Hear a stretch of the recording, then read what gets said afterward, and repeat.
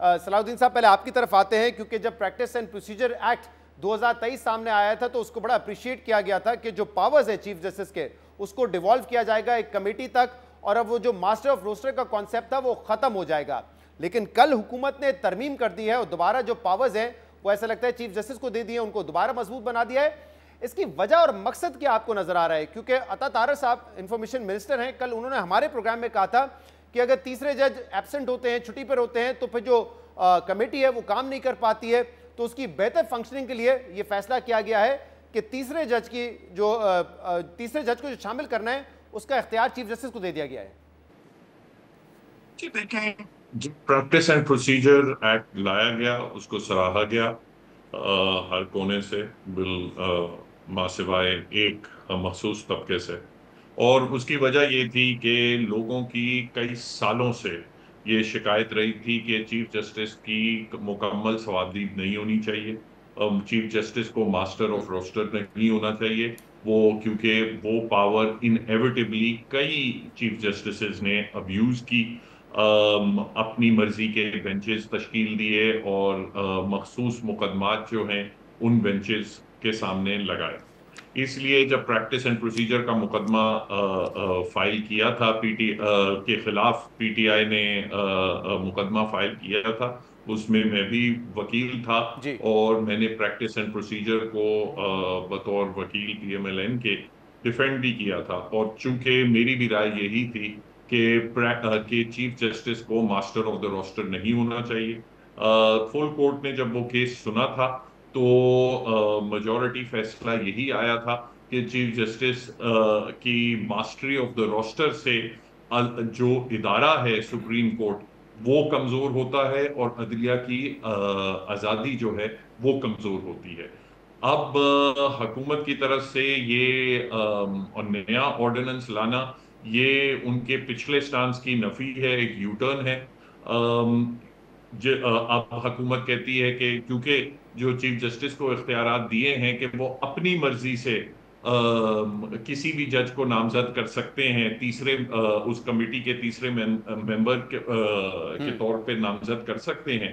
तो ये जो तारड़ साहब की जो इंटरप्रिटेशन है वो मैं नहीं समझता सही है। आजकल जितनी भी सुप्रीम कोर्ट की मीटिंग्स हैं, चाहे जुडिशल कमीशन की हो या दीगर केसेस भी हों, तो वो वीडियो लिंक से किए जाते हैं।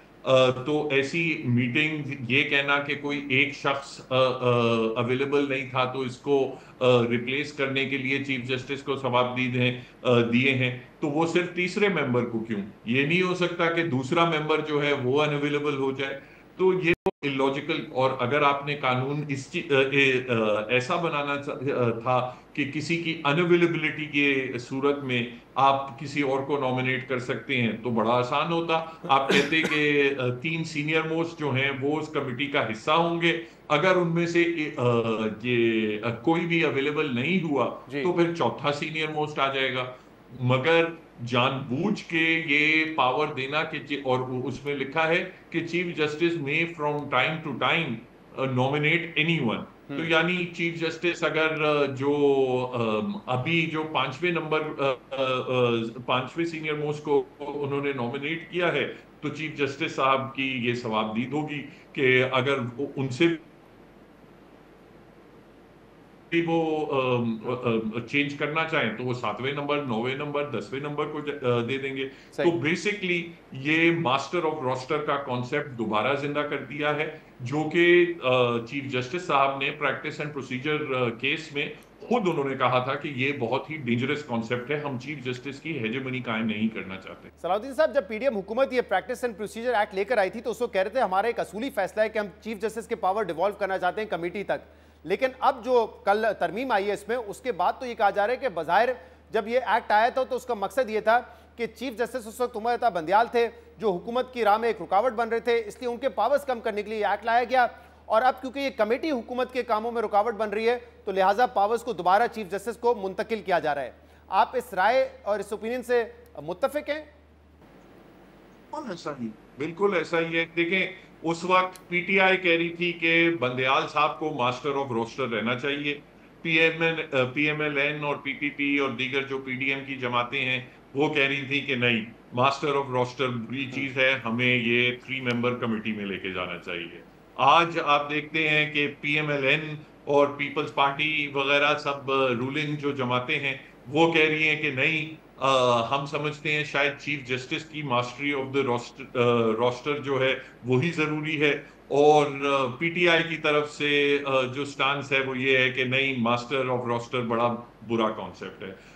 मैं समझता हूं अदलिया को भी और किसी भी न्यूट्रल अगर कोई जायजा ले इस मामले का, तो उसको यही स्टांस लेना चाहिए कि in principle master of the roster is a bad idea, चाहे बंदयाल साहब चीफ जस्टिस हों या काजी फायज ईसा साहब चीफ जस्टिस हों। सही, मैं इस पर मजीद भी बात करता हूं, जरा खबर भी हासिल करते हैं। असनाद मलिक साहब की आज स्टोरी भी है इस पर। वजह क्या बनी है असनाद मलिक साहब, इतनी जल्दबाजी में ये तब्दीली की गई और ये कोई पार्लियामेंट के जरिए नहीं की गई है, ऑर्डिनेंस के जरिए की गई है, इसकी जरूरत क्यों पेश आ रही थी? क्योंकि आज आपने जो स्टोरी भी की है उसमें आपने दो मेरे ख्याल से इंसिडेंट्स कोट किए हैं जहां पे कमेटी में माइनॉरिटी में थे चीफ जस्टिस साहब। क्या वजह बनी है इसकी? देखिए, जब से supreme court practice and procedure act enact हुआ और सुप्रीम कोर्ट ने इंडोर्स किया, तो चीफ जस्टिस काजी फैसा को कोई परेशानी नहीं लगी, कोई किसी किस्म की उनको डिसेंट कमेटी की तरफ से उस तरह नहीं मिल रहा था। जस्टिस मुनीब अख्तर ने जो है वो कुछ डिसेंट किए बेंचेस पे कि जी ये बेंच होना चाहिए, लेकिन जस्टिस मंसूर अली शाह ने उनके ओपिनियन को इंडोर्स किया।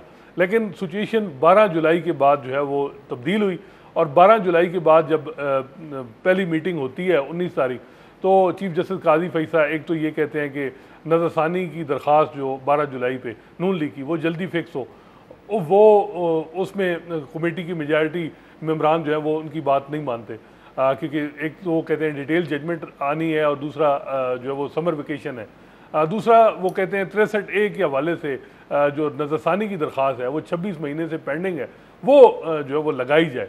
उस पर भी यही था कि समर वेकेशन हैं, जजेस अवेलेबल नहीं है। लेकिन जस्टिस काजी फैसा ने बेंच प्रपोज कर दिया था अपने डिसेंटिंग नोट में कि जस्टिस मंसूर अली शाह की सरबराही में जो है वो 5 रुकनी बेंच जो है वो 63A पे जो है वो केस उसकी समाअत करेगा। उसके बाद ये समर वेकेशन रही, उस तरह कमेटी का इजलास नहीं हुआ। अब जब छुट्टियां ख़त्म हुई हैं तो उसके बाद अब केसेस ज़ाहिर बात है हाई प्रोफाइल आने हैं, और उसमें जो चीफ जस्टिस काजी फैसा बज़ाहिर वो चाह रहे होंगे कि जी ये बेंच हो, तो कमेटी उनको भी अंदाज़ा है कि मेजॉरिटी जो है वो उनकी बात से डिसेंट करेगी। इसके अलावा आपने देखा होगा कि जो प्रपोज जुडिशल पैकेज आ रहा है कॉन्स्टिट्यूशन अमेंडमेंट के ज़रिए, उस हवाले से भी एक कॉन्स्टिट्यूशन पटिशन दायर हुई और भी कुछ दायर हो रही हैं। वो भी एक खदशा है कि कहीं कमेटी उसको अप्रूव ना कर ले या सो मोटो कमेटी ना ले ले। फिर ये है कि और कई मामलात हैं तो एक्सपेक्टेड क्या है? मंडे को कहा जा रहा है कि अब इस कमेटी का इजलास होगा जिसमें जस्टिस काजी फाइज ईसा साहब ने तीसरे जज के तौर पे अमीनुद्दीन खान, जस्टिस अमीनुद्दीन खान साहब को रखा है। क्या क्या एजेंडा पे क्या होगा कमेटी के? कौन से बेंचेस, किस केस के बेंचेस तश्कील दिए जाने हैं? देखें, एक तो जब जुमरात को मीटिंग होनी थी तो उसमें ये 63A के हवाले से ये था कि बेंच की कॉन्स्टिट्यूशन और केस की फिक्सेशन का मामला था। लेकिन जुमरात को चीफ जस्टिस काजी फैसा सुप्रीम कोर्ट से चले गए, दूसरे जजेस अवेलेबल थे, और बज़ाहिर ये लग रहा है कि उस वक्त ये बातें भी शुरू हो गई थी कि ऑर्डिनेंस आने वाला है। तो अगले दिन ऑर्डिनेंस आ गया तो 5 बजे यानी कल जुमे को उन्होंने मीटिंग रखी, लेकिन जस्टिस मंसूर अली शाह अवेलेबल नहीं थे।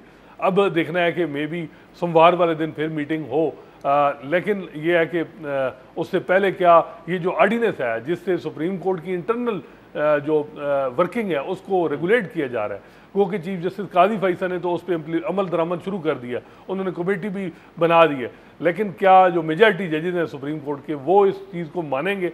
मेरा ख्याल है कि वो भी कोई ना कोई अपनी स्ट्रेटजी बना रहे होंगे कि इन हालात में क्या किया जाए। सुप्रीम कोर्ट इस वक्त बहुत ज़्यादा तकसीम है और उसकी वजह से इदारा इस वक्त बहुत कमज़ोर हो रहा है। उससे आप देख रहे हैं कि एग्जेक्टिव हो, पार्लियामेंट हो या और इदारे हैं, वो इस वक्त डोमिनेंट हैं। और हम देख रहे हैं कि जो जजेस हैं वो अपनी जो अना है उससे ही बाहर नहीं आ रहे, जिसका नुकसान इस वक्त इदारे को हो रहा है। और बज़ाहिर ये लग रहा है कि जब ये अगला हफ्ता शुरू होगा तो और कई ऐसी चीज़ें होंगी जो अनयूजुअल होंगी।